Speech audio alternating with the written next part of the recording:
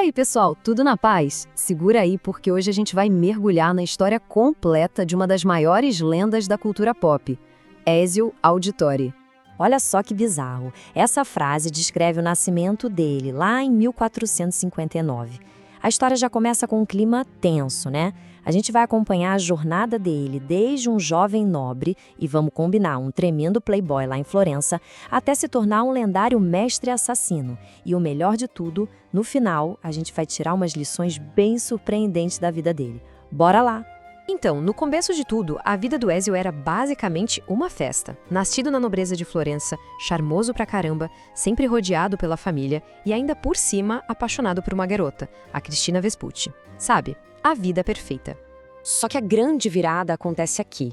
Em um único ano, tudo desmorona. A vida de privilégios dele foi pro ralo por causa de uma traição e ele teve que assistir ao pai e aos irmãos serem executados em praça pública. O mundo dele simplesmente virou de ponta cabeça. Essas foram as últimas palavras do pai dele. E quando Ezio segue esse conselho, ele acha uma sala secreta. E lá dentro, as vestes de assassino e uma lâmina oculta toda quebrada. Mal sabia ele que estava herdando um destino que ia mudar absolutamente tudo. E é aqui que começa a busca do Ezio. Uma jornada de décadas por vingança contra os caras que destruíram a família dele. Uma caçada que ia levar ele por toda a Itália. O primeiro nome na lista foi Uberto Alberti, o traidor. Depois de fazer o serviço, no meio da multidão chocada, o Ezio solta o grito. Os Auditore não estão mortos, eu ainda estou aqui. Eu, Ezio Auditore.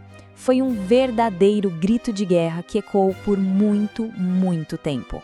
Foi o tio dele, o Mário, que abriu o jogo e contou a verdade. A família Auditore faz parte dos Assassinos, uma irmandade secreta que há séculos luta nas sombras contra os Templários pelo livre-arbítrio da humanidade. De repente, a vingança pessoal do Ezio virou parte de uma guerra muito, mas muito maior. Depois de anos nessa caçada, a missão do Ezio começa a se transformar em algo que ele nunca, jamais poderia ter imaginado. A jornada dele estava prestes a ir além do tempo. Aí, em 1499, depois de mais de 20 anos de perseguição, o Ezio finalmente chega no Vaticano.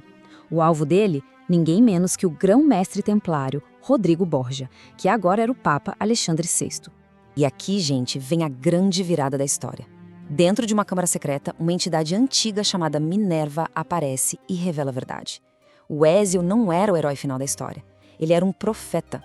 A vida inteira dele serviu como um canal para mandar uma mensagem através do tempo para alguém que estaria revivendo as memórias dele no futuro. Para pensar na mudança de perspectiva. A vida inteira dele, movida por dor e vingança, era na verdade só uma peça num quebra-cabeça cósmico gigantesco. Ele não estava ali para vencer a guerra, mas para garantir que outra pessoa, lá no futuro, pudesse. Com a vingança finalmente resolvida e a cabeça aberta para essa nova realidade, Ezio começa o último capítulo da sua vida como assassino. Agora, ele não busca mais respostas sobre seus inimigos, mas sobre si mesmo. Essa é a pergunta que leva ele para Masyaf, a antiga fortaleza dos assassinos. Ele decide seguir os passos do seu ancestral lendário Altair em busca de sabedoria.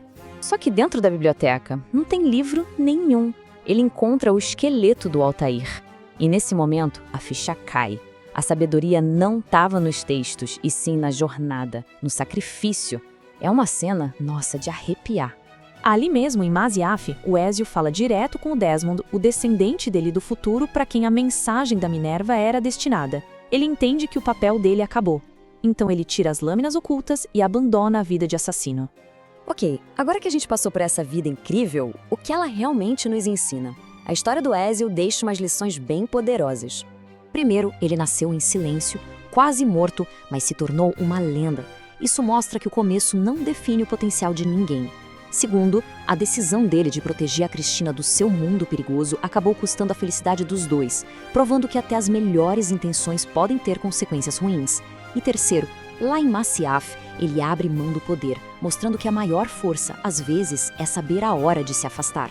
Depois de uma vida de guerra, Ezio finalmente encontrou a paz. Ele casou com a Sofia, teve 2 filhos, Flávia e Marcelo, e viveu seus últimos anos numa boa, cuidando de um vinhedo na Toscana. Essa reflexão dele é muito profunda, mostra uma aceitação total do ciclo da vida. Depois de lutar tanto, ele finalmente entendeu a importância de encarar o fim com serenidade. As últimas palavras dele foram simples assim. Sentado num banco em Florença, a cidade natal dele, ao lado da família, ele olhou para a esposa e para a filha, deu um sorriso e partiu em paz. Um final poético para uma vida extraordinária. A jornada do Ézio foi épica, movida por vingança, depois por dever e, no fim, por sabedoria. Fica aí a reflexão, né? Quais são as batalhas que definem a história de cada um de nós? E aí, curtiram essa viagem pela história do Ézio? Se sim, não esquece de seguir o canal Mais Play e ativar o sininho para não perder mais histórias incríveis como essa. Valeu, pessoal, e até a próxima!